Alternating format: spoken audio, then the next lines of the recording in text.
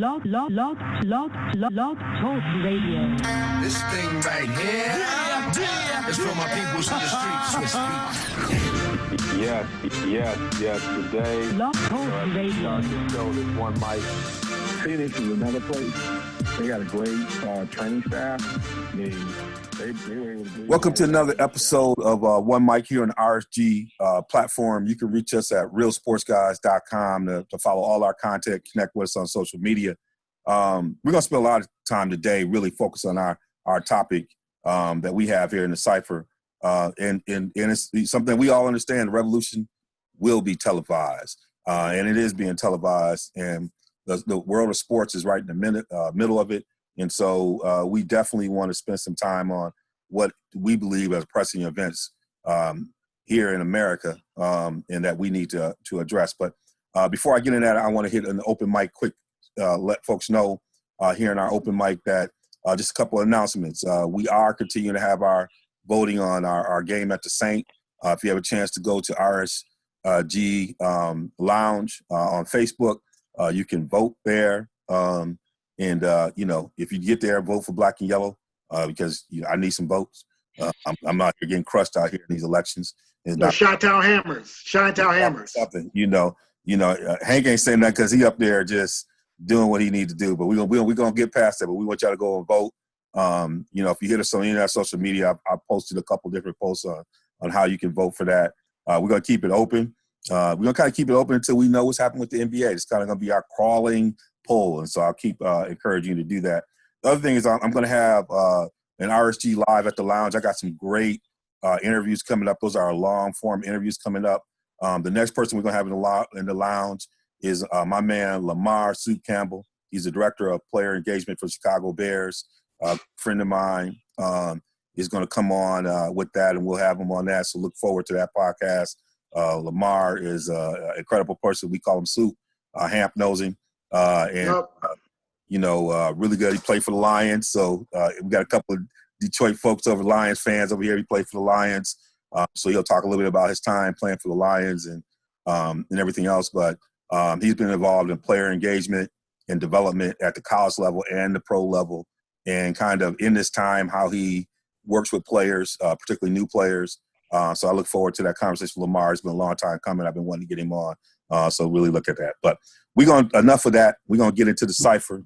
One of the things I think it's important is kind of, set the table. One of the things that kind of triggered this conversation is, Steven Jackson, who I like, and NBA player, been involved, really responding to what many of us have seen as it relates to George Floyd and kind of the heinous act that led to his death, and has really ignited response throughout the country, but just in some ways continues to serve as a reminder that we have unresolved issues in this country that hit at the basic elements of humanity and decency and safety, especially as it relates to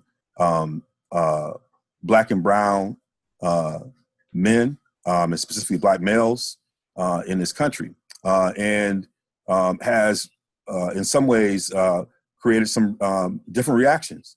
You had in Minneapolis, obviously, where this happened. University of Minnesota has cut all ties with the Minneapolis Police Department in terms of contracts. If many of you don't know, in a lot of university settings, there are sometimes contracts with they usually have university police force, but then there are things they contract with the local police forces for events, whether it's football games, whether it's other types of events. These contracts are over time can be, in the millions and the millions of dollars. She's instructed her senior leadership over that area to find other ways to meet those. So hitting it from an economic standpoint, like we are not going to continue business with that. To the fact you had Coach Allen for the Indiana Hoosiers coming out with a very heartfelt statement, understanding the impact that this had on the players on his team. So you've had a number of reactions, and we thought that this would be a good place for us to kind of begin to unpack our own selves, because as all as you can see visually as Black males who are constantly dealing with these issues. This has been our life experience.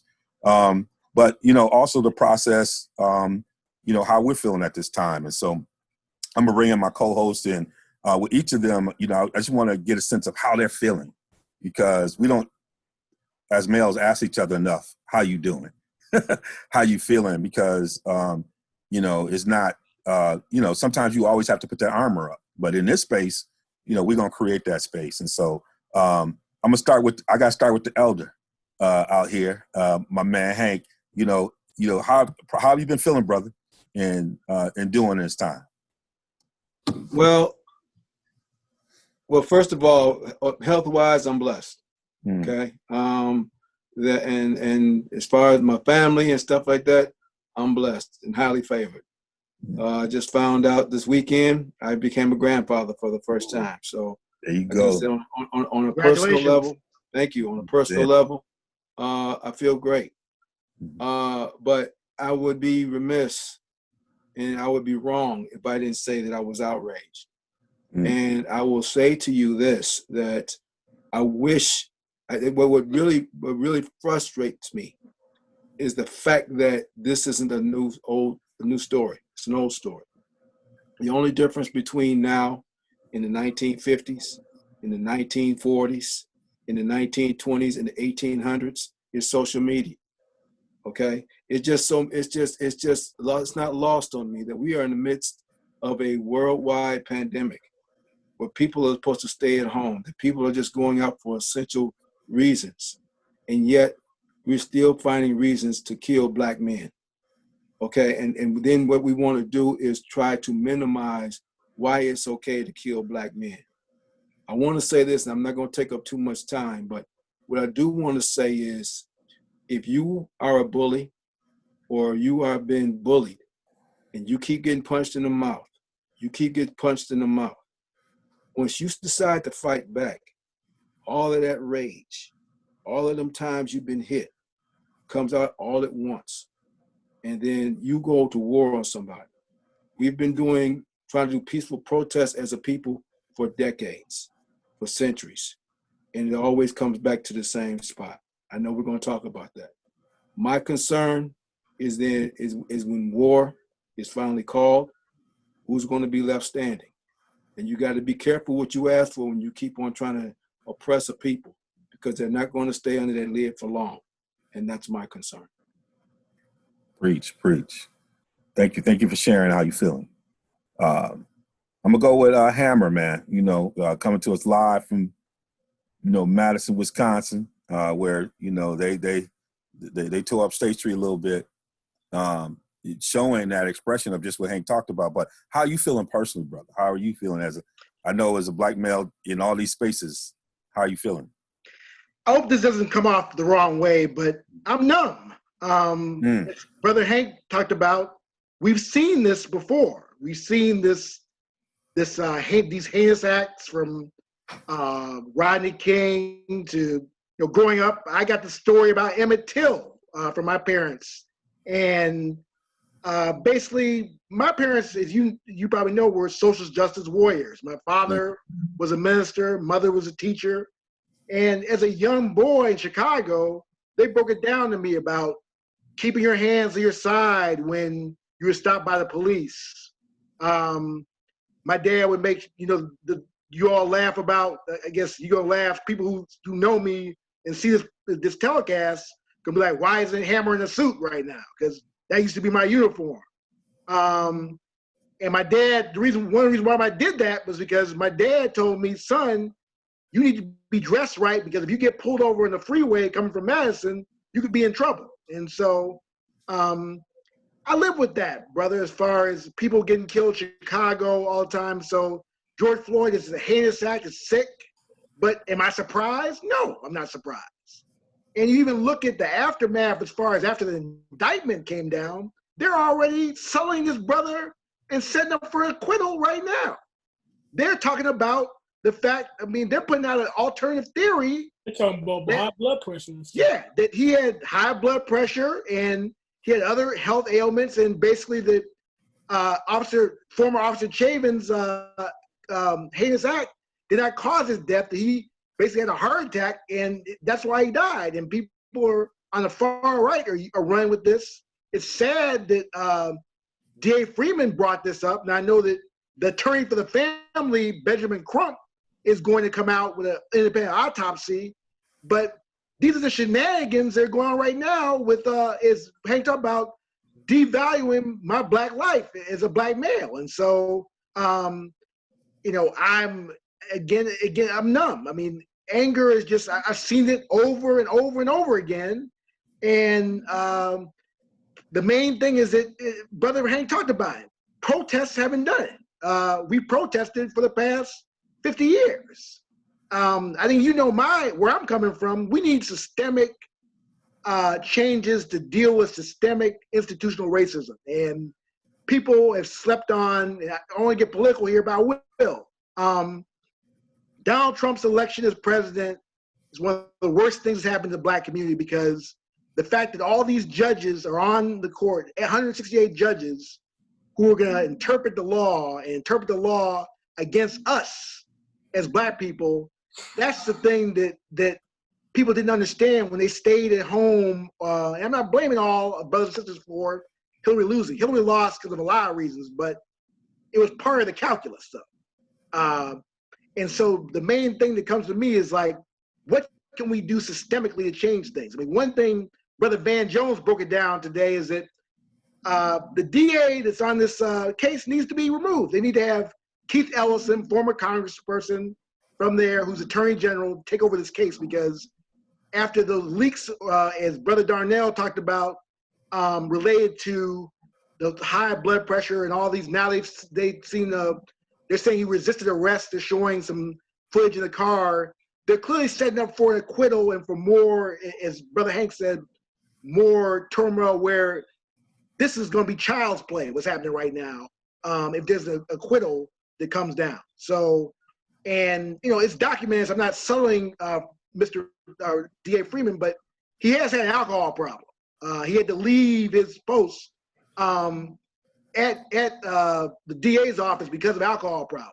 We also have, I'm glad they lifted this up, Senator Klobuchar, on her watch, allowed for 18 complaints against Mr. Chavin and didn't prosecute them, and then tried to throw the grand jury under the bus.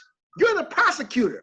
You can charge this. You don't need a grand jury. So I just see all these shenanigans going on. It's just, I'm numb to it because I've seen it before, been there, done that. And I see an acquittal coming down. The fact that they took them 5 days to come up with an indictment is unconscionable. And the fact that his other three accomplices are running the street free, getting their affairs in order, is unconscionable as well. The fact also his wife strategically filed for divorce right after he was indicted to protect their assets.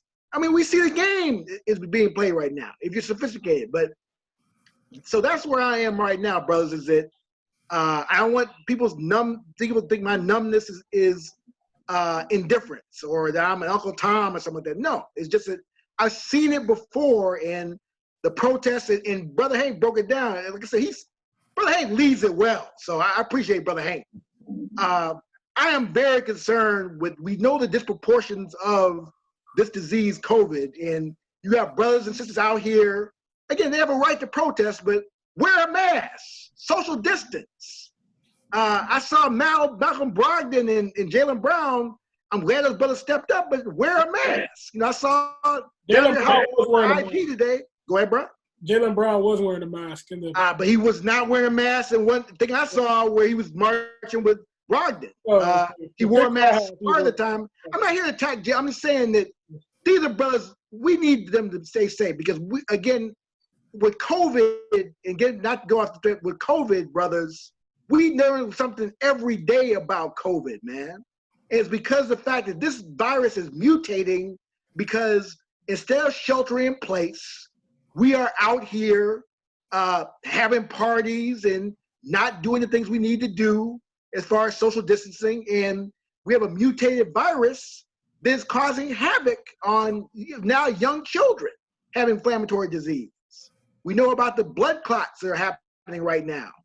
they're causing dialysis. Scarface is on dialysis right now because of this. So again, I'm just concerned about the fact that yes, protests, but people aren't wearing masks, they're not social distancing, and this is really going to exacerbate cause a second wave before the second wave was even predicted, brothers. And so that concerns me, but I want justice for Brother Floyd, but sadly I only see justice in the civil justice system because of the lower burden of proof that get legal on you, lower burden of proof that you have than the beyond the reasonable doubt, because they basically set reasonable doubt with this crazy theory about that he had high blood pressure and that he was struggling with the police and this nonsense. So, I mean, you already see the game. It's done. But sadly, the average person is not seeing the game. And so when they say not guilty, maybe a year from now, oh man, like Hank said, we've seen child's play the last 6 days. We're going to see just havoc. And especially with the National Guard being deployed all around the country, God forbid what's going to happen to people who are going to be enraged by a possible acquittal of Mr. Chavin and his accomplices. Well, that's why we want. I think one of the things you point out here, I think is important, is that there's layers to this, and you cannot disregard the threat of a pandemic in the overall scheme of this. And so, we have to. That's something we got to be considering as part of this, and what that means for a long-term fight that we're going to need to be on as it relates to this issue. And so, none of our young folks, especially the energy that our young people, are being incredible leaders. We have people across the board who are protesting and reacting to this in a way, but we have that is something we have to consider because it's real. So you don't need to apologize. This is our space for us to share. And I've heard a number of brothers talk about being numb, not because they're not wanting to react to this. It's because they're not surprised, and they often numb because they're shocked that white folks really are surprised. Like, what are you surprised? Like, what else do you need to know? So there's a lot that gets numb to it because you're looking at like, this is my existence. I explained to a couple of my colleagues that, I actually wear my driver's license either on my chest or I have it hanging from my mirror. And I'm thinking, I'm an assistant dean. Like, why am I driving, 50 minutes and I'm worried about that scenario? Because you're black in America. You're a black man in America. But the fact that I got to do that, it takes a physical toll on you, right? There's a physical toll it takes on you when you have that type of microaggressions day by day, cutting slots and slits that are cutting into your soul. So the fact that you have to prepare like that, because most people don't, like, you have to prepare to leave the house because that's how we've been taught. So, but even having that doesn't guarantee you anything.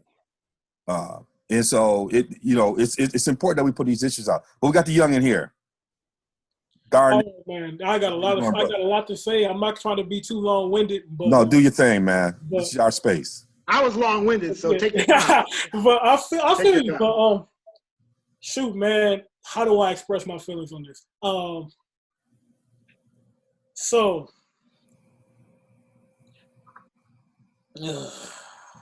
Take a deep breath. So Take your time, bro. Take your time. All right. So you guys say you're numb. I'm pretty sure we're all going to be on the same accord on this, right? Mm-hmm. We're not surprised. And to be honest with you, if you are surprised by this, you have not been paying attention. Like I was here marching for the Freddie Gray when he got murdered, for Eric Gardner, for Michael Brown, for all those people. So this is not new. This is nothing new. So what I see is this is an opportunity for us to grow as a people and to come up and really make change that we really need to make, and to really further ourselves with we need grassroots we need guys to I'm trying to find a word. I'm not saying legislate, but you know what I mean. Lobbyists. We need lobbyists on the front lines to promote the black agenda that we need. We need to buy black. We need to support black businesses. We need to pull our money away from these corporations, and to keep the money circulating around with our people.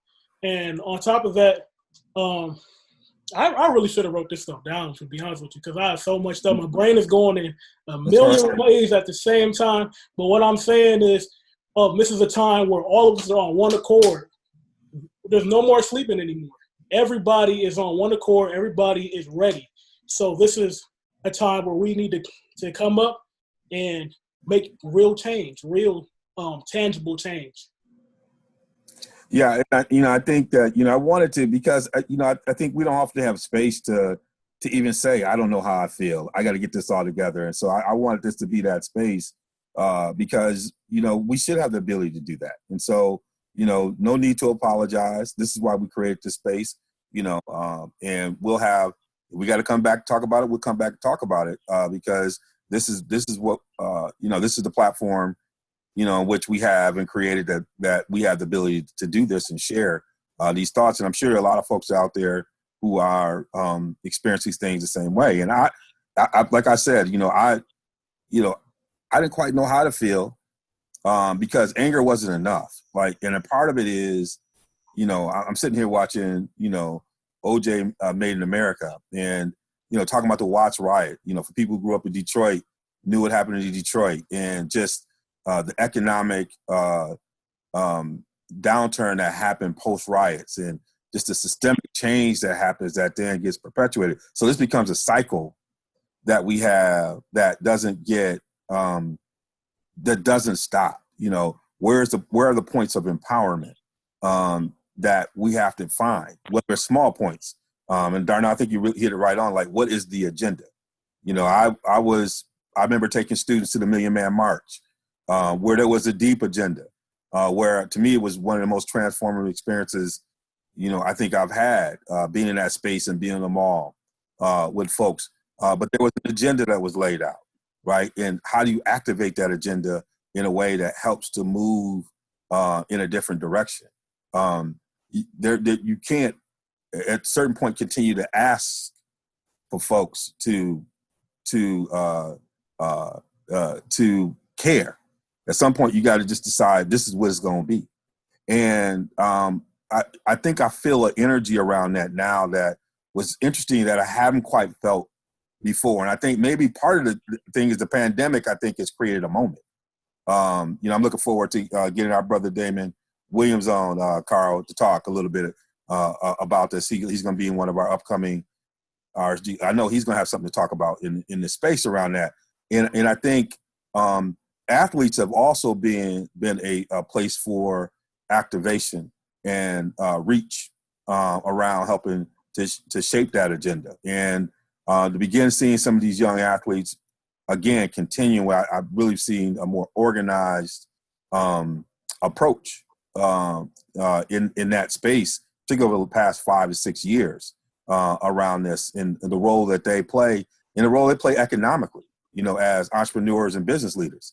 I do think that part of this is having an economic justice strategy around this as well, that hits on some of the local communities, puts pressure on prosecutors as well around resources. People are elected officials. A lot of these things have to be a multi-pronged kind of ground game that has to be part of it, but you have to start with, what do we want as a community? I think, Darnell, your thing about what is the agenda, I think is usually the question I'm asking. He's like, okay, what's the agenda? And, I think even with the Black Lives Matter movement, if you look at the platform, there's a deep agenda. How do we activate that agenda? There's a deep agenda around economic empowerment. There's a deep agenda around policy. And to the extent that we need to do that. So for me, I think my feeling has been activation, and then figuring out, how do I do that on my block? Addressing this issue is going to be a block by block thing. I said this on a call the other day. It's a block by block strategy. It's what do you do in your space, in your block. There's a national agenda, then there's a ground game. And we're going to have to figure that out and figure out what's going forward. When you saw, take it from a sports context, Steven Jackson, who I've really watched how he's evolved over time, and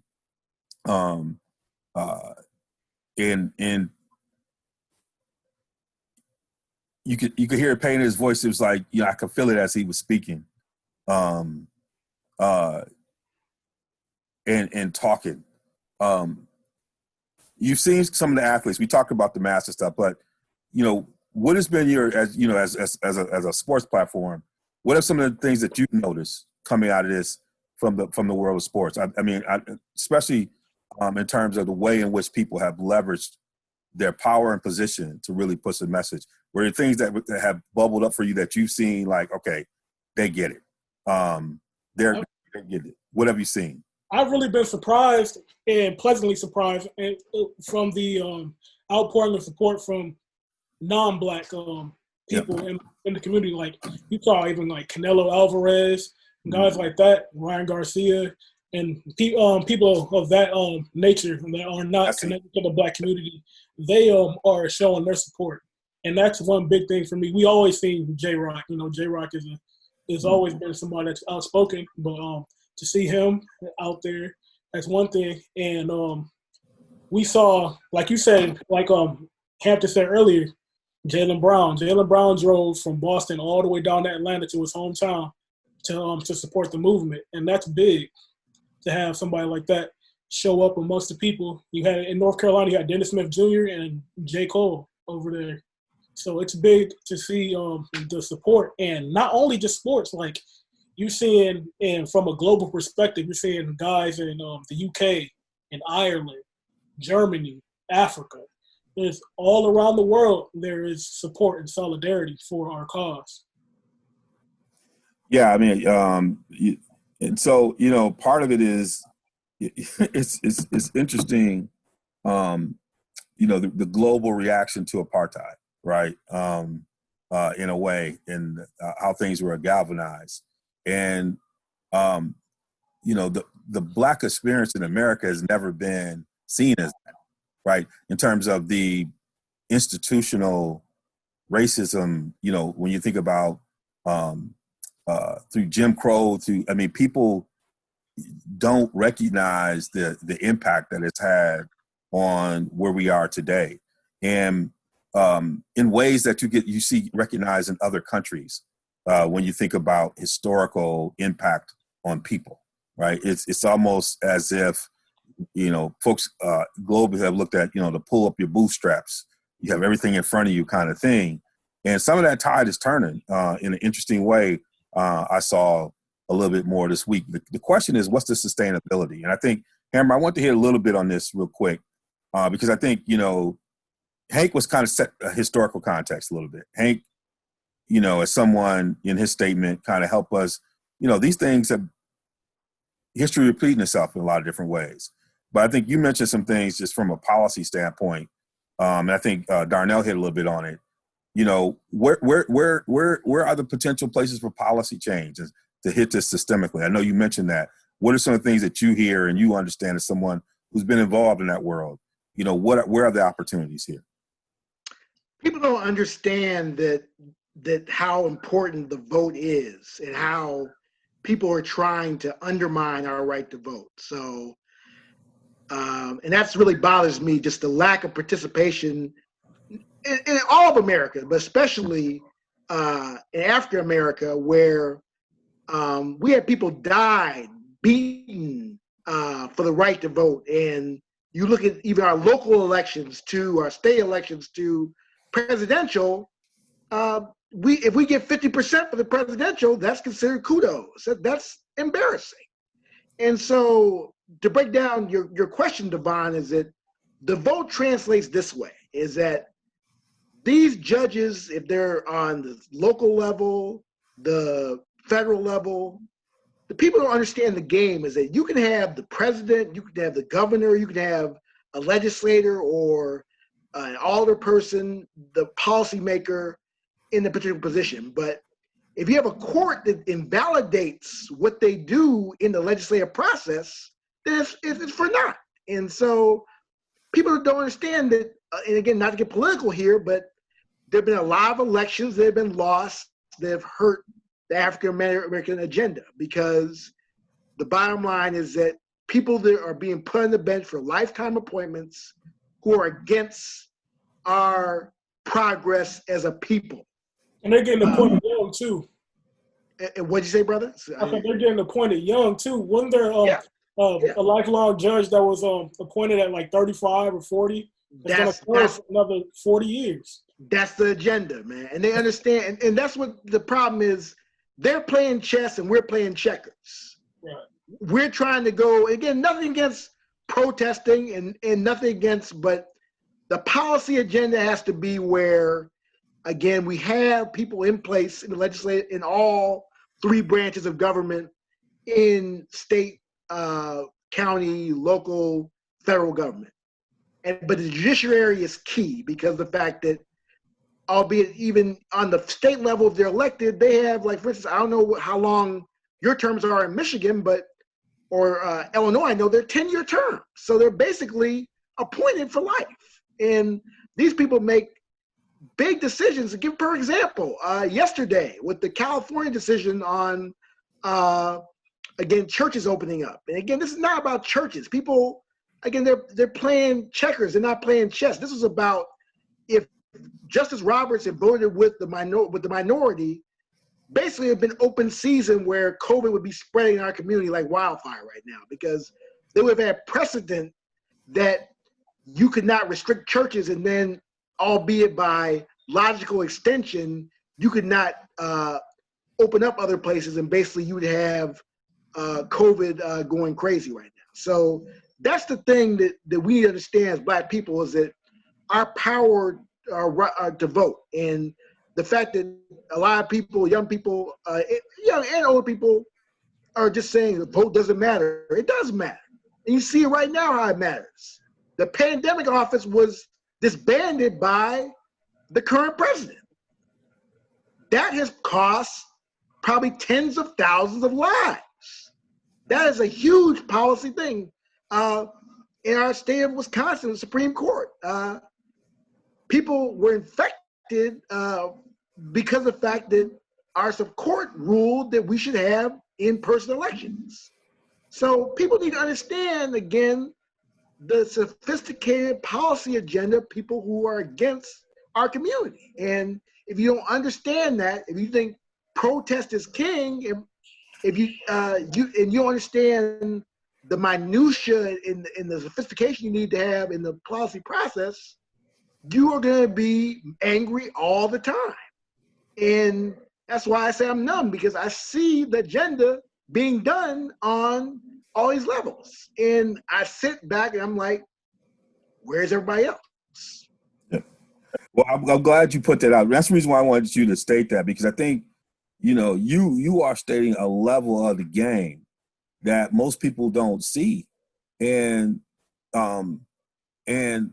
people look at even the ability to, we have people reacting to what happened to George Floyd, and we got state of emergency, but we have folks who took over a Capitol with guns, talking about their right to not have to stay at home, and the police stood right next to them, right? Didn't check whether or not stuff was registered or nothing. Folks held their hand. Trucks. Held their hand. Let's be real about it. Held their hand. Held their hand. And so we see two different Americas, and you without having a multi-pronged approach, there is no systematic change. And so these things that Brother Hampton's putting out, as someone who has seen it in Chicago, he's seen it on a national level. And this is part of it, is how do we access our brothers who've been behind the door, who understand how the game get played. And that's why we're putting it out here like this, is that when you look at some of these state and local elections, we're not talking about a lot of votes. And to me, that's where, like, some of our athletes and you think about some of the cats back in the day, understood how to organize around that. the resources that you put around it, because you organize the right way. It's not a lot of votes. Some of these cats are not winning with a lot of votes in some of these state assembly elections. They're not winning. You'd be surprised by what votes people are winning with. How, they're not. You think they're getting a lot of votes? Some of these folks are winning with like 4,000 votes. Some of these people are winning with at rates, and you're thinking that's like 5 churches in some cities. Some 5 mega churches voting for the same person. Like that's what we talking about in a way to move somebody through and to rethink what you do. So you got to think about it on multiple levels. And so I'm glad we're putting it out here. One of the things I want to, because this is going to be an ongoing conversation for us. And I just wanted to put this stuff out here. And, in RSG space, these are things we're going to talk about. And people might not like everything we say, but we're not here to really, at this point, stroke your ego or whatever. We're going to say what we're going to say. And if you got another platform, say it the way you want to say it.